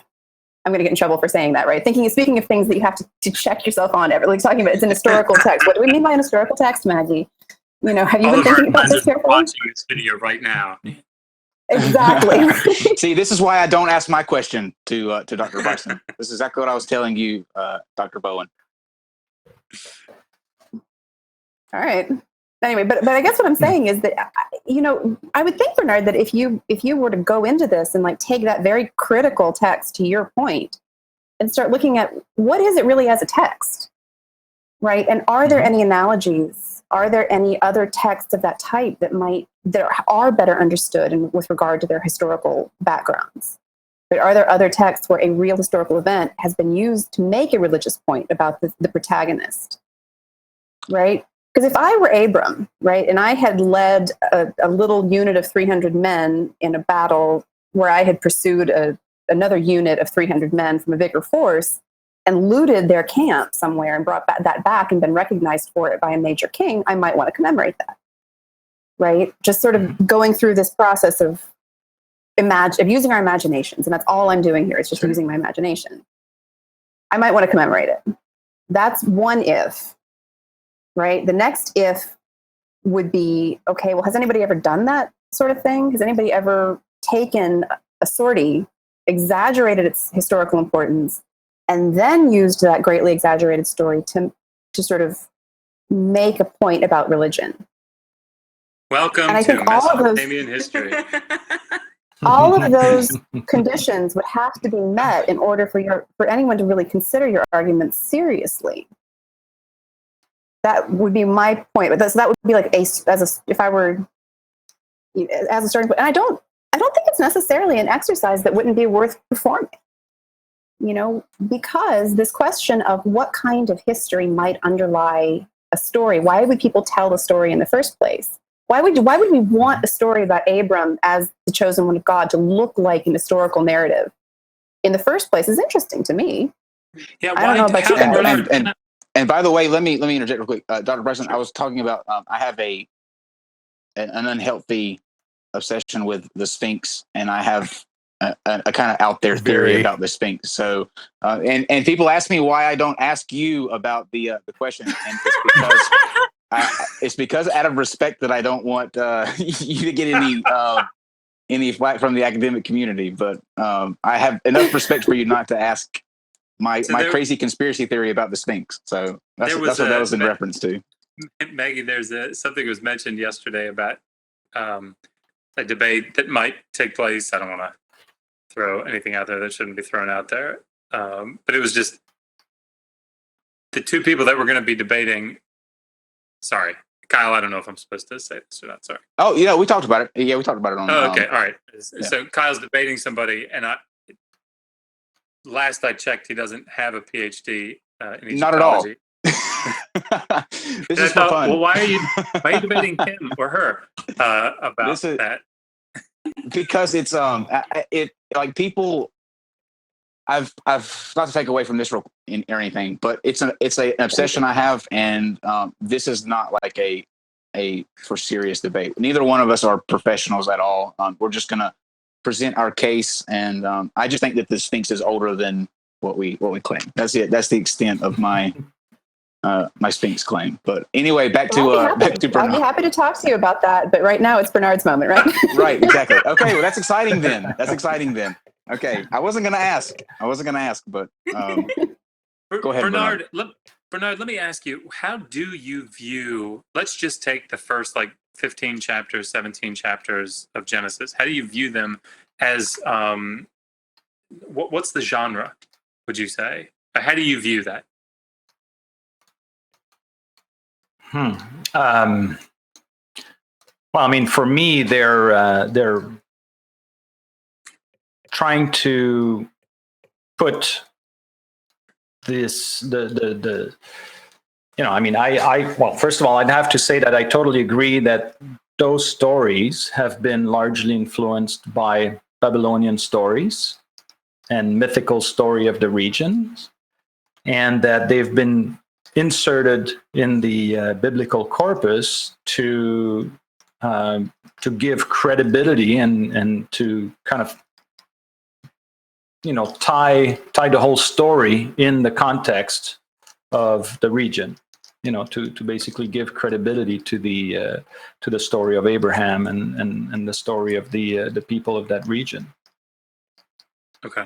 So that being the case, now I agree with you. Okay. Where does that line end? Does it end that line of mythology? When does it end following the Tower of Babel? Does it end with Terah and Abram, or because I think it ends with I guess the Abraham reason myself. I ask, I don't want to put you on the spot here, but I suspect that if we were to move into Exodus, for example, the discussion would be just as difficult. It would probably, well, Maggie would have a lot to say, I suspect, because I just wonder how far you would be willing to go with that. In other words, sorry, let me be clear. If we begin in Genesis 12, let's say, or even the end of Genesis 11, speaking as historical narrative, right? We're looking, be it exaggerated, be it diluted, developed, whatever. If we're looking at essentially, Isaiah 39, or I think Kyle's being killed. if we're looking at my laptop fell. Sorry about that. No, you're good. If we're looking at like the Hezekiah story, where you have a historical event, but it's being Like embellished or whatever. Yeah, it's right, historical. exactly. It happened, but it's been elaborated. Right. So at what point does that? Where is that line for you? And if you say Abraham, the story of Abraham is at its core true, does that extend then further? Does it extend up to the Exodus, for example? Well, back Not in the other necessarily. direction, as far back as the Noah story or anything. No, like that. I take Genesis 12 to 25 as an exception. And I think everything else is highly embellished, put it that way, or is a mix of religious myth and everything else. I think that I do think that Genesis 12 to 25 is a clear exception, and and we're just to let you guys know, we're a little bit past the 90-minute mark, and Steve just really asked if we are really at 90 minutes, because these always go by so quickly. I did. I'm like, are we at 90 minutes already? We're actually over 90 minutes. That's like blowing me away. But, we're gonna open it up for some questions from the audience, if you have any, for Bernard, Digital Hammurabi, or Dr. Bryson. And just to let you know again, Bernard, we will have Dr. DiMattei come and do a show with you as well, so that you can also ask him the biblical questions that you have. But let me ask the first question. Great. If you take out, let's take out the specifics like Abraham, Hammurabi, and the dates. Take those completely out.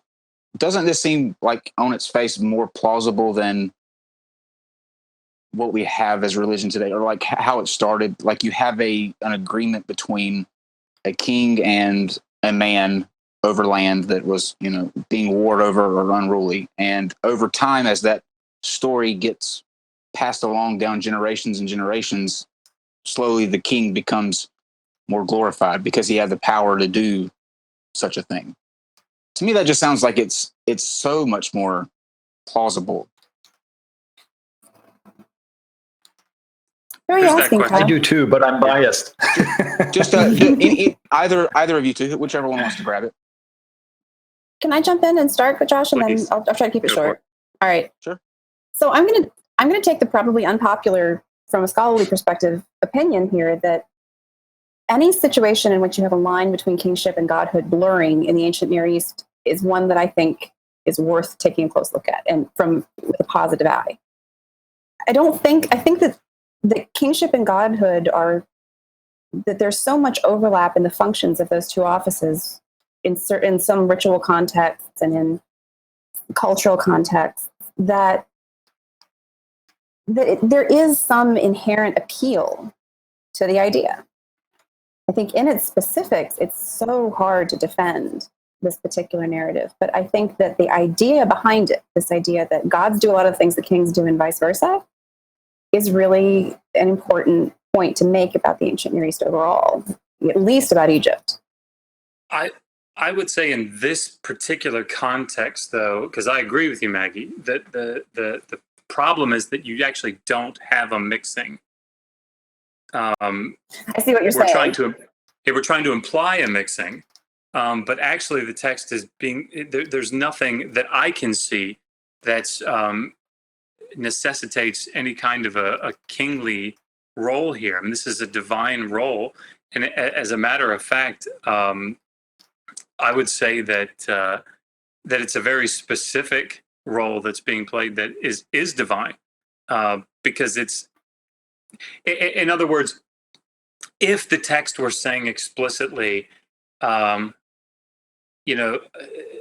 king came down, and we implied that that was divine, or there were specific indicators in the text. And Bernard, I mean, if you see them in the text, please tell me what, let me know, correct me.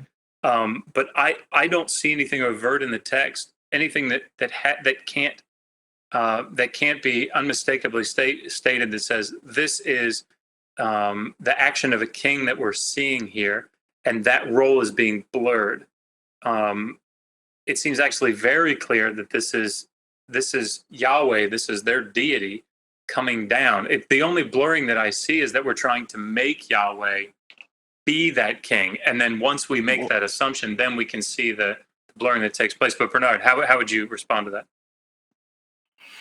Well, I think there's, again, I'm obviously biased, and I respect what you're saying, but for me, the detail analysis of the text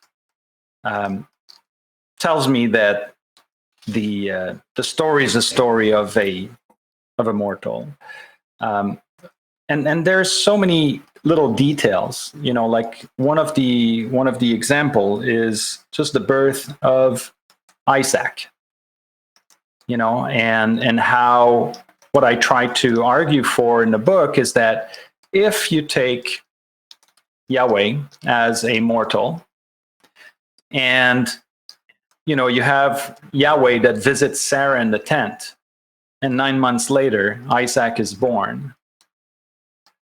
Well, if you look at it from a religious perspective, obviously it's the spirit of Yahweh that helps to conceive a child. But if you imply that Yahweh is immortal, then obviously Yahweh becomes the genitor of Isaac and the father of Isaac, right? But how do you square that with the fact that anthropomorphism is sort of what they do? The fact I agree. that, well, let me get to it. Yeah, no problem. So if you look carefully in the text doesn't say nowhere that Isaac is the son of Abraham. The text says that Isaac is the son that was given to Abraham, or is the son.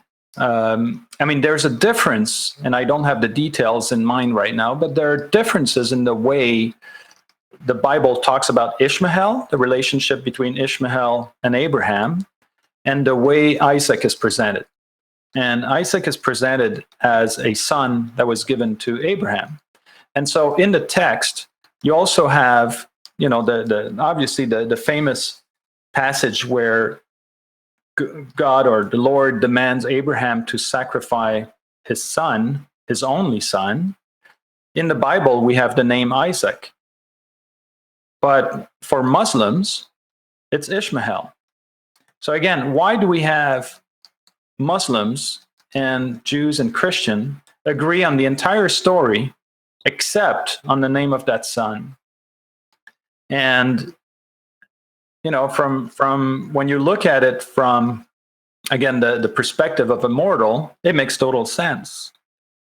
Because it doesn't make sense for the Lord to ask Abraham to sacrifice his own son if he fathered it, and it makes sense that Isaac then becomes the perfect son of the promise because Sorry, why he was doesn't fathered. Yeah. why doesn't it make sense that Yahweh would ask Well, Abraham? well, to let me throw if this in. Yahweh- Let me throw this in to Dr. If- Dr. Bowen. The other point on that is that if it was a deity, they would have the foresight to know to tell Sarah to go to the right one first instead of having the mistake of sending her to, what was the first guy's name? I Is forgot. that Isaac and Ishmael? It escapes me. Ishmael was the first son. Yeah, no. When she went to go get pregnant by the first person. Hagar. Hagar is the Yeah. Egyptian maid, and Yeah, and then had to Ishmael come is the back. son. Right. If it was a Sorry. deity, I would think that they would send him to the right one first. Sorry, I mean, so we're sort of blurring the lines here between. We have to stay. I think we have to stay inside the. If we're going to talk about Marvel superheroes, we have to sort of stay in the Marvel superheroes world, right? Mhm. But can't ask I'm totally questions. DC. Okay, cool. So let's stay in the. We have to stay in the biblical realm, right? We have to stay in that religious system. So Yeah. I mean, we can't. Yeah, I don't think we can say. Well, now looking at it here, he should have been able to say, if the point of the text is to show that human beings are trying to solve problems on their own when they should be relying on Yahweh, then the text makes sense. If Abraham is supposed to be sacrificing his only son, because after all of this turmoil of not being able to have a child and then having the wrong child and then finally having this son, God says, hey, kill that son. And Abraham has to say, well, God promised me that I'd have heirs. Because this is what the New Testament text says, right? That somehow Abraham had faith that God would raise him up somehow, right? So, I mean, I don't know that it doesn't make sense. Actually, I would say it makes perfect sense from a theological standpoint. Oh, I'm not saying that the theological interpretation doesn't make sense. I mean, if it didn't make sense, it would not have survived for so many years. What I'm arguing is that where does the difference between Ishmael and Isaac? Because for Muslims believe and claim that Ishmael is the son that was going to be sacrificed. And Jews and Christians claim it's Isaac, and the Bible says Isaac. So why is there disagreement on the name of the son? I mean, I'm not a Muslim. I'm not a scholar of Muslim religion, but as I understand it, Ishmael is traditionally speaking, is supposed to be the father of. I'm going far afield. The nation. The Arabs. So, right. But wouldn't that make sense? Why wouldn't that make sense? Oh, it makes sense. I mean, again, if those interpretation didn't make sense, they would not have survived, right? So obviously they're still there and they're argued, and I mean they're valid. I just find it, for me, it's just again, when you if you take the interpretation of a mortal Lord, it also makes sense, to understand that why there is discrepancy at that particular point, why they agree on everything else in the story, but disagree on that particular point, and why the text is not as clear that Isaac is the son of Abraham as Ishmael is, and why the text is so, doesn't say that the Spirit of God visited Sarah to make her, to help her become pregnant. No, he visits her in the tent after asking Abraham, where is she? And she becomes pregnant 9 months later. Can I just break in here? If we're talking about Sarah, even going by your revised dating for the Hebrew Bible, she would, you're saying, be 54 when she conceived Isaac. Is that not almost as fantastical and impossible as the Lord God coming down and allowing her to become pregnant? Because I'm not a biologist. I don't wish to claim any biological training past age 16, but 54 is old for a modern woman to conceive a child. Absolutely. It seems beyond the realm of possibility for ancient women. Well, I mean, I would, the only argument I would say is that, you know, I don't think biologically speaking, women today are much different. They're maybe better fed, healthier, and all that. But biologically we live a hell of speaking, a lot longer, though, which means that we have a lot longer to bear children. The odds, Maggie. Sorry, I have to jump in here, right? Because my mind immediately jumps to Egypt for all of this. But I actually, because I have to deal, like I do chronology, right, in my work. And the question of how old a woman could be in the ancient world and still have a child is one that I've only ever seen addressed through studies of modern natural fertility communities. In other words, communities in the modern world where women live under conditions as close to an approximation as we can get of the ancient Near East, and where they don't practice any form of birth control or assisted reproduction. Modern women who have children at 54 are inevitably having assisted reproduction techniques used, right? And they're usually using donor eggs.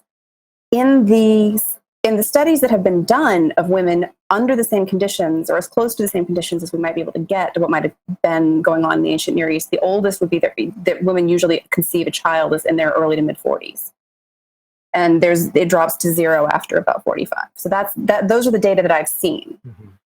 Just to sort of weigh in on Megan, to support Megan with a datum, and I could give you that citation if you wanted it. It's the only one I could find off the, when I was doing that particular part of my research.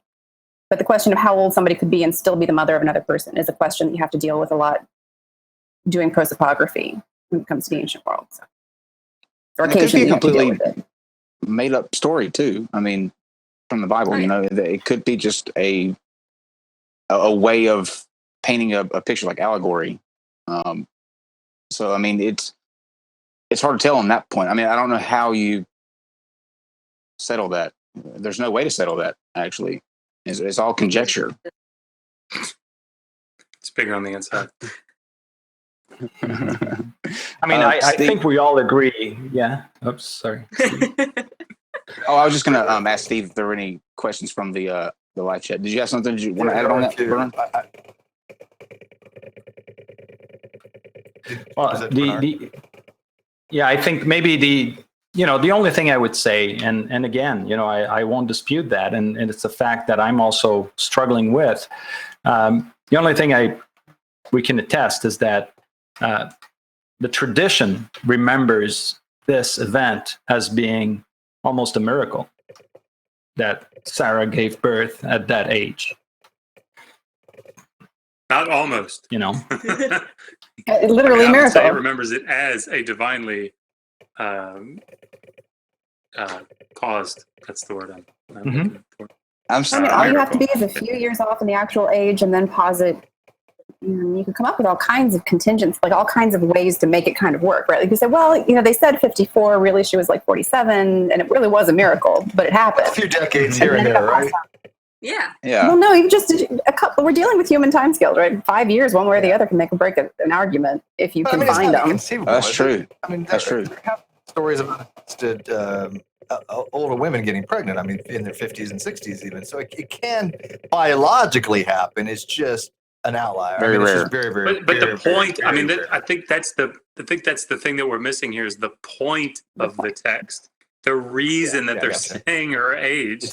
But that's the whole purpose of it, is to say, look how old she is. She's past the age of giving birth. In fact, later texts talk about that. That's the reason why she was past childbearing age. And she's so far past it that we're going to make sure we give you a number that's completely impossible. We're not going to say she was 47. Yeah.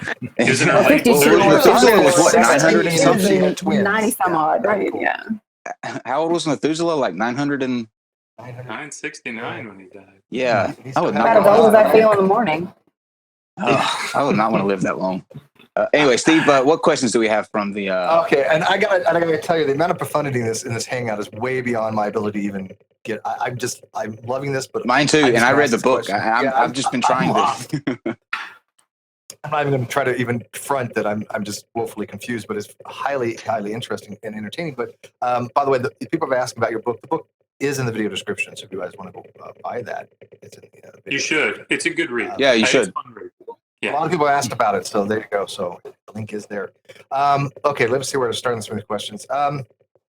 One question: is there any consensus of how long these stories were passed orally before they were actually written down? My You'd have to be a stance lot more is, specific. Sorry, go ahead. Well, I mean, specifically with the Sarah story. or who's the question addressed to? Who should answer? Go ahead, Bernard. Okay.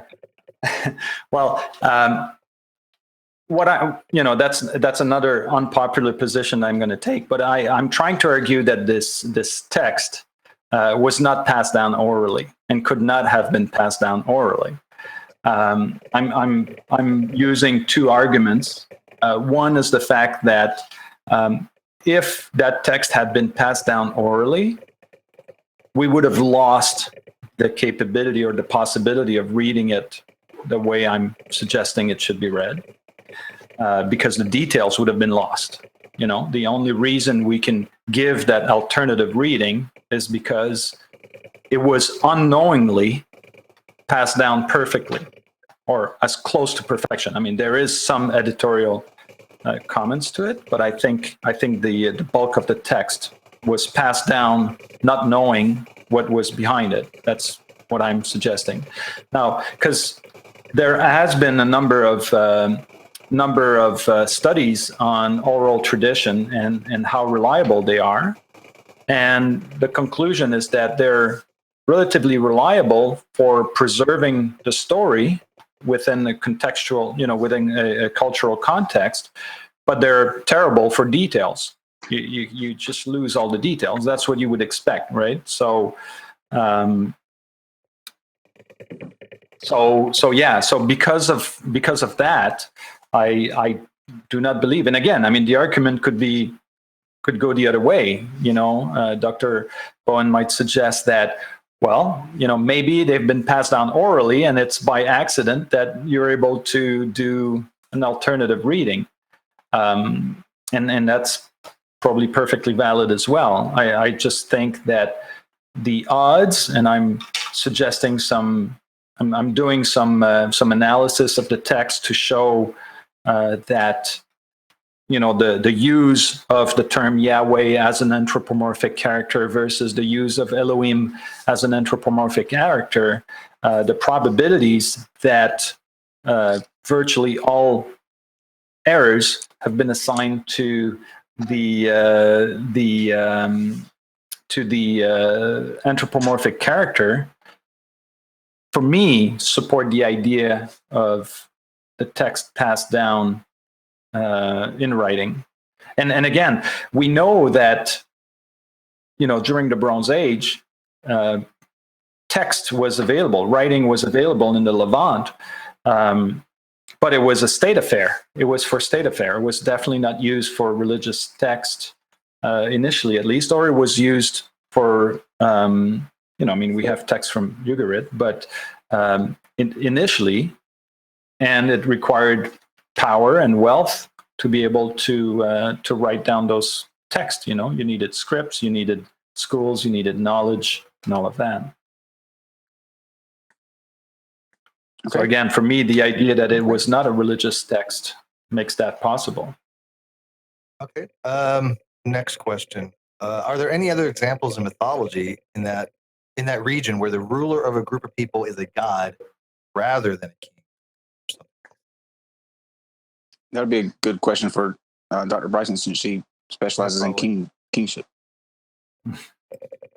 Outside of Egypt, I'm not sure I could really speak to that, but within Egypt, as I said, there's a period in Egyptian history where a god begins to take on a lot of the functions of kingship in ritual and in literature.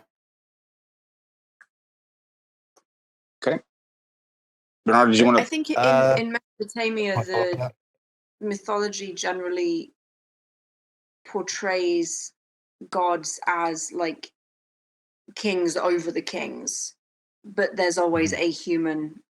I say always, to my knowledge, there's always a human king as like an intermediary layer between the rest of the people and the god. I mean, even speaking back in what they consider to be these, prehistoric or whatever periods, Enmerkar and the Lord of Arata, we just did a summary of it. Both Enmerkar and the Lord of Arata, these kings over Uruk and Arata, respectively. Obviously, the Lord of Arata is over Arata. Sorry. Anyway, they're vying for the affection or for the patronage. Thank you, of Inanna, right? And so she's ruling, but she's not doing it herself.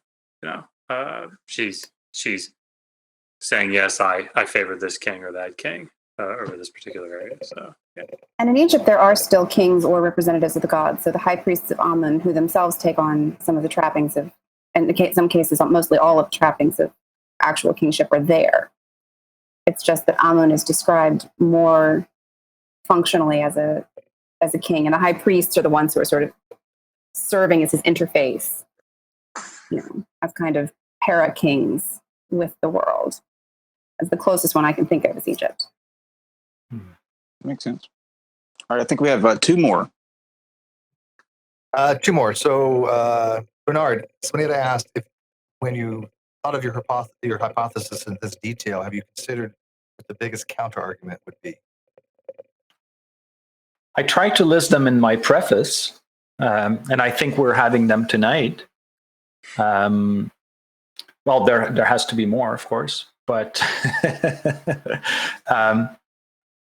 yeah, I think the fact that I've got a lot of arguments in favor, but taken individually, they can all probably be taken down quite easily.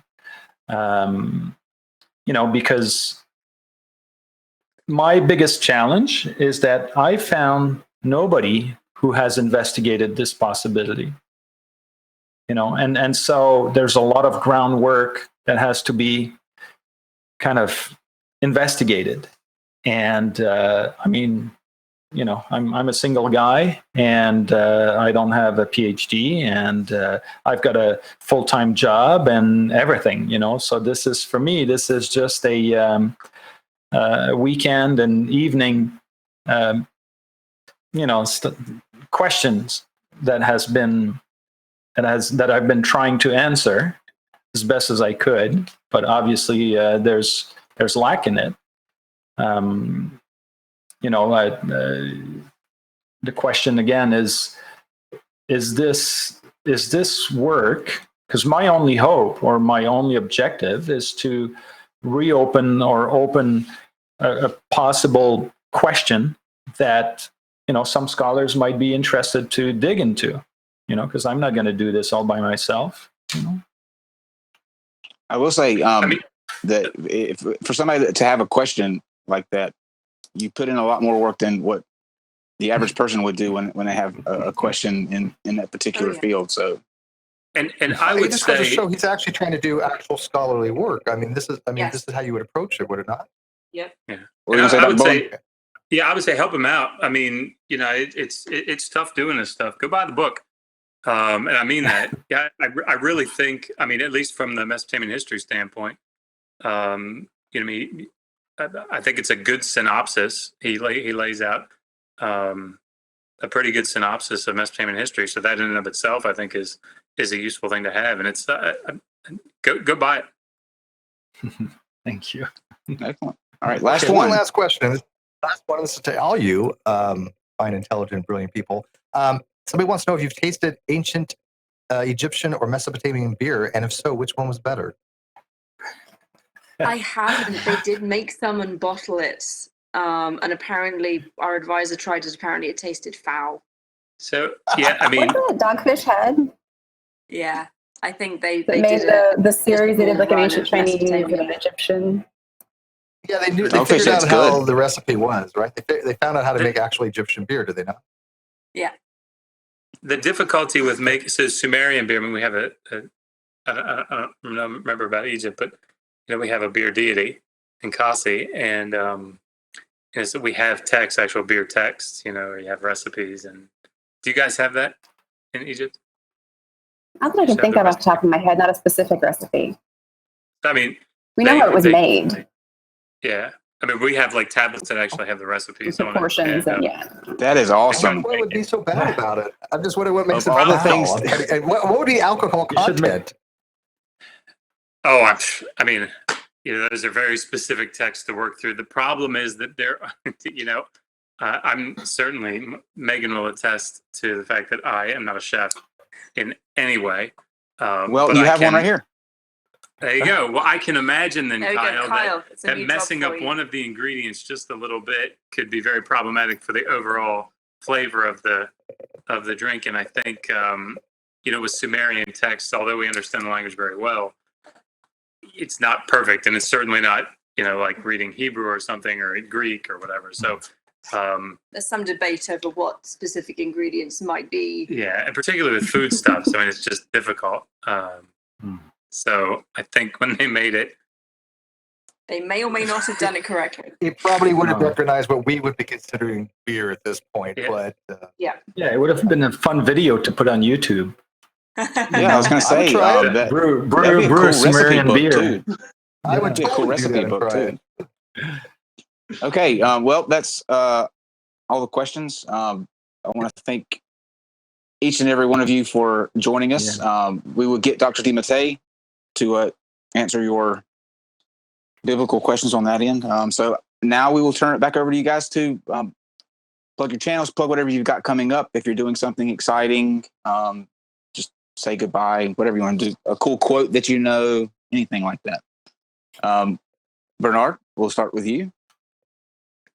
Well, first I want to, definitely thank Digital Hammurabi and Dr. Bryson for taking the time to read into my work, consider it seriously, and share their thought. I really appreciate that. And, I think the only thing I would say is that what's been motivating me to do this work, and it's been a lot of energy indeed, is the fact that some people still take this book as if it was dictated by God. And I think that even if we succeed in putting a slight little doubt in the fact that maybe it could have been something different, and if we can stop them from killing each other by being so convinced, I think we would have made a step forward. And so that's all I'm trying to do. Just try to seed doubt, and if we can succeed, then great. So thank you very much for helping me, and I've got some good thoughts and things that I'm going to have to look into some more and consider. So I appreciate that. Thank you very much. Excellent. Because doubt is a virtue, we decided. That's a little swipe at Steve. Sorry. All right, Digital Hammurabi. we should have ended with Bernard's statement there. That was pretty I'm deep. not sure. How Yeah, that Yeah. was well put. Well put, Bernard. I would say, thank you for putting yourself in the hot seat like this. And it takes a lot of courage and intellectual honesty. And there are a lot of people that don't have it, frankly. And I think you handled yourself very well. So kudos to you. I will take a second and plug our channel, Digital Hammurabi, on YouTube. We have the one thing that I'll talk about is we just started our Sumerian class, learning to read Sumerian. And so we have 2 students right now that are brilliant if they're watching, and dedicated, and they're working really hard. But it's actually a lot more attainable than you might think. So you have one-on-one access to me, and we do Who doesn't Google. want that? We have Google Hangouts. Megan will pop in from time to time, so that makes it worth it in and of itself. But no, it's so email us, digitalhammurabi@gmail.com, or on Twitter, digihammurabi, I think with an underscore in between those two, or see our YouTube channel. And I really appreciate. We're almost up to 400 followers now. Thanks to you guys. I feel like proud parents, don't you, Steve? Yeah, It's your fault. we've given birth to a channel. I hold the two of you directly Well, we were just responsible. like the midwives. I mean, they go off and they do now they have classes that they're teaching, and we're still over here arguing with flat earthers for half of the week. We're, So, I we're mean- YouTube midwives. That's Yeah. so God. We have to. We are so think proud our of life you. decisions there, Kyle. Our life We're so choices proud of have you. led us here. Okay. All right. And last but definitely not least, Dr. Bryson. I'm just gonna echo Josh and you guys by saying I really enjoyed reading your book, Bernard, and keep up the work. Keep doing it, and I am on board with your project. The less we fight, the less we fuss, the more we think, and the more we argue, the better. Excellent. Thank you. Thank you. And as you heard, next time we have Dr. Bryson with us, I will ask the question that you guys have been hounding me to ask her about the age of the Sphinx. He's fixated on this. I'm telling you. We're gonna need a bigger boat. We're gonna need a geologist and an old kingdom expert. All right. Good night, everyone. All right, guys. Yes. Have a good night. We'll see you tomorrow back here at 8:00 for Mark Seidel.